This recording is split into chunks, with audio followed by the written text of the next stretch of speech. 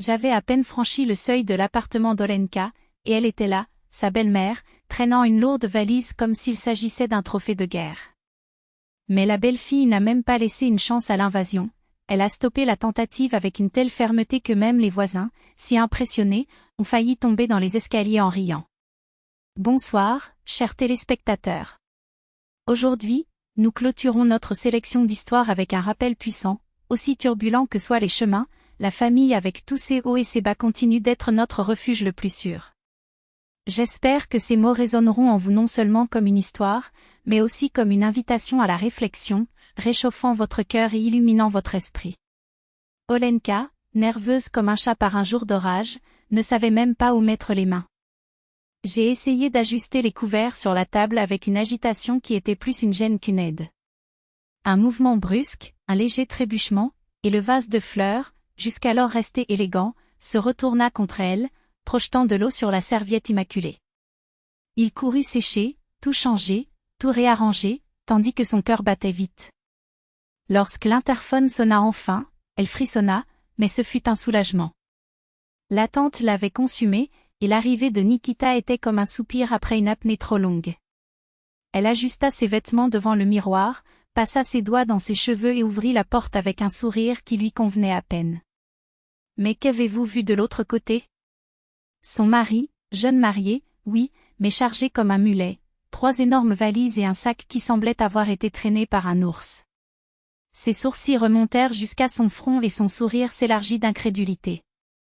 Mon Dieu, tu es là pour rester ou pour installer ton camp, a-t-il plaisanté, avant de s'en rendre compte et de courir à son aide.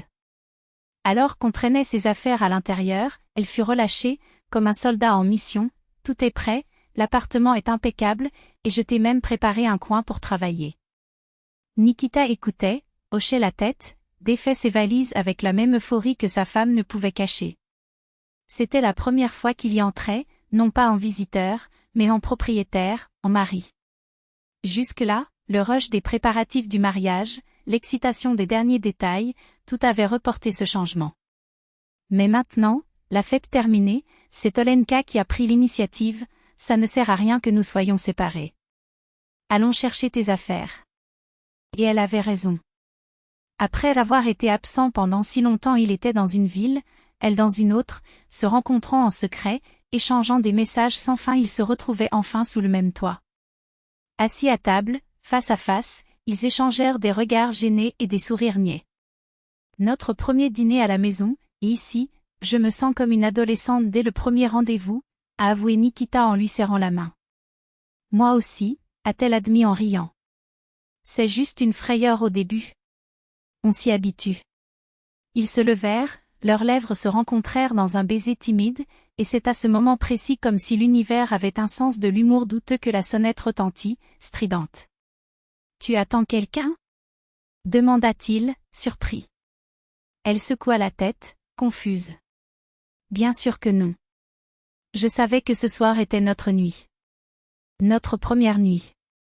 Je n'avais aucune idée de qui cela pouvait être. » Il se dirigea vers la porte, maudissant en pensée le jour où il avait décidé d'installer une porte sans Judas. « Je vais mettre une caméra, je le jure », ai-je pensé alors que la sonnette retentissait à nouveau. De l'autre côté, une voix résonnait dans le couloir, sourde mais familière. « Olenka, c'est moi. Ouvre, ma fille. » Nikita, qui avait tout entendu, pâlit. « Ne l'ouvre pas, » murmura-t-il, désespéré. Mais il était déjà trop tard. La clé tourna, la poignée s'abaissa et la porte s'ouvrit comme une scène révélant le pire des spectacles, les mêmes 3 valises, seulement maintenant accompagnées d'un porte-chai, à la place du mari, de la belle-mère elle-même. Souriant, triomphant, comme s'il entrait dans son propre royaume. « Olenka, ma fille, ne reste pas là. Ce n'est pas poli de laisser des invités à la porte. Je ne suis plus si jeune, et ses jambes. Oh, elles ne tiennent plus comme avant. Allez, chérie, prends ces sacs et montre-moi ma chambre. » Ta chambre, répéta Olenka d'une voix glaciale. Maman, je pense que tu es confuse. Il n'y a pas de chambre supplémentaire ici. C'est un appartement, pas un hôtel 5 étoiles. La belle-mère fronça les sourcils, comme si sa belle-fille avait parlé en martien. Que veux-tu dire, Olenka? Nikita ne te l'a pas dit?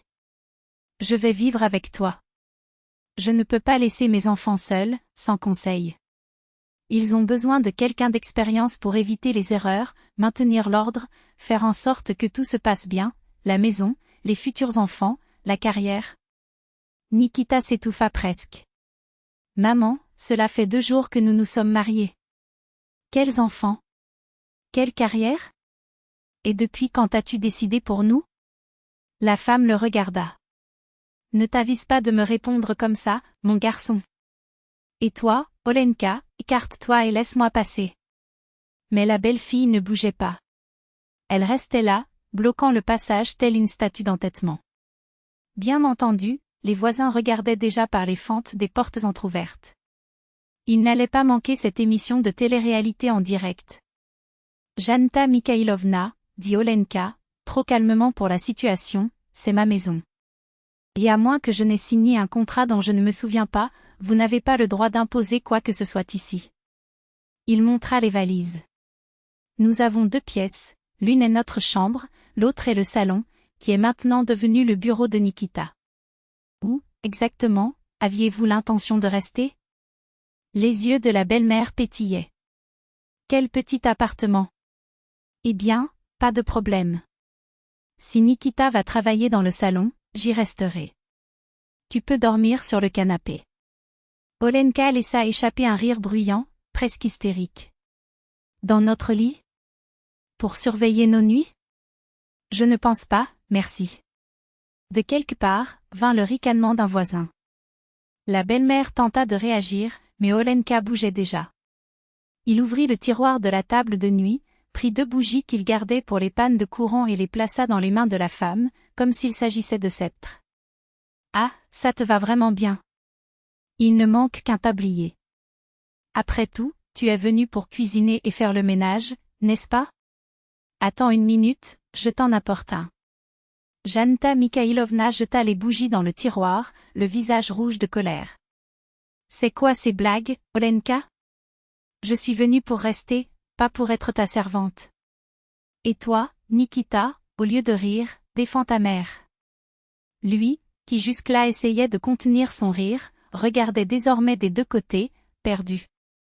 Maman, tu ne peux pas te présenter comme ça, avec des valises et un chat, et penser qu'on va l'accepter.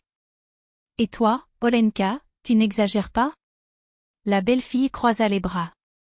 En faire trop? Elle veut prendre soin de nos vies, de notre maison, de notre chat. Regarde, Janeta Mikhailovna, ce chat est de race pure, il coûte une fortune, et tu veux l'amener comme s'il était un trophée. Où vas-tu aussi, elle, éduquer?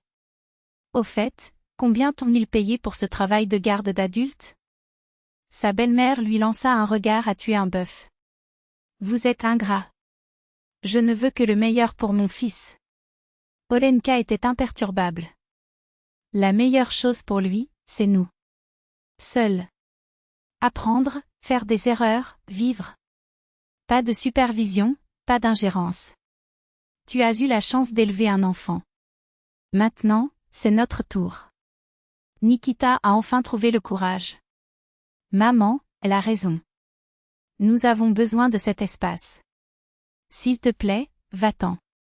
La belle-mère les regardait tous les 2, de la tête aux pieds, comme si elle les voyait pour la première fois. Puis, avec un soupir, il ramassa ses sacs. Tu le regretteras. Mais quand tu auras besoin de moi, ne viens pas te plaindre.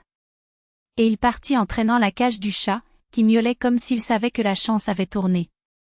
Lorsque la porte s'est fermée, Olenka et Nikita se sont regardés. Puis, comme s'il s'agissait d'un signal convenu, ils éclatèrent de rire. Je pense que nous avons survécu au premier test, dit-il en la rapprochant. Et il y a plus à venir, répondit-elle en posant sa tête sur son épaule. Mais maintenant, au moins, il n'y a plus que nous. Et cette nuit-là, pour la première fois, ce fut exactement comme ça. Vous attendiez une épouse honnête, docile et soumise, et il m'a choisi?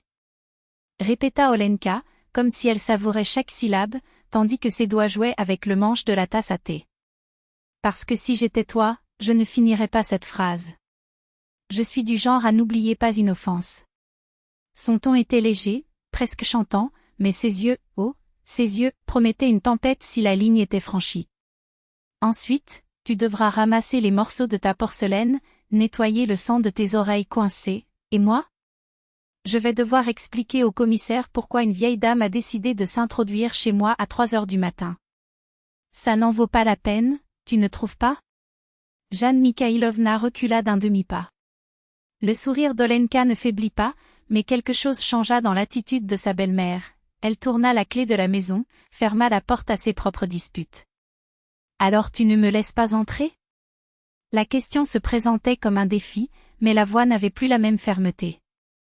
Je n'y vais pas, Olenka croisa les bras. On discute de choses comme ça avant de monter les valises dans les escaliers. Écoutez, ça ne me dérange pas les visiteurs, mais vivre ici? Elle a ri, d'un son cristallin et aigu. Je n'ai pas 17 ans pour être éduquée par ma belle-mère dans mon propre appartement. Et puisque tu t'inquiètes tant pour l'harmonie familiale, il se pencha en avant, comme s'il allait révéler un secret. Je cuisine mieux que toi. Ma maison est plus propre que la vôtre. Ma machine lave et repasse vos vêtements du dimanche. Et je gagne assez pour payer cette propriété à moi seule. Un silence stratégique.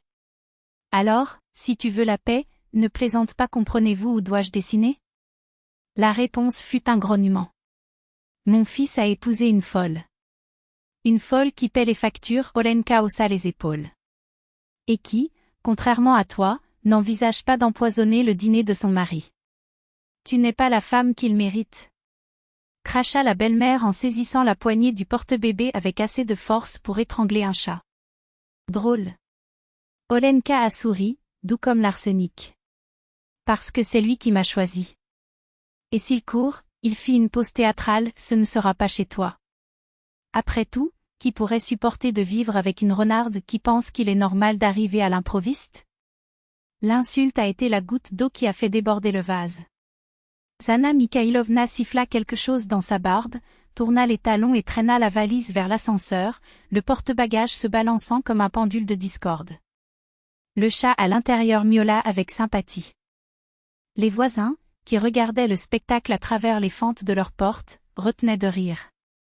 Un homme âgé leva le pouce en signe d'approbation. Une adolescente étouffa un sanglot de rire derrière sa main. Olenka ferma la porte avec un clic satisfaisant. Nikita était toujours debout au milieu de la pièce, les mains fourrées dans les poches, le visage un masque de culpabilité. Olia, je suis désolée, ma mère elle. Nikita. Elle l'interrompit, la voix douce maintenant. Tu as dit toi-même qu'elle n'était pas facile. Il soupira en passant ses doigts dans ses cheveux. Je suis désolée d'avoir été dure, mais les gens comme elle ne comprennent qu'une seule langue. Un sourire fatigué. Elle va la garder au frais, on en reparlera plus tard. À moins que, il haussa un sourcil, vous n'êtes pas d'accord? Je ne suis pas d'accord avec le fait qu'elle se mette là où elle n'a pas sa place. Il a finalement relâché ses épaules.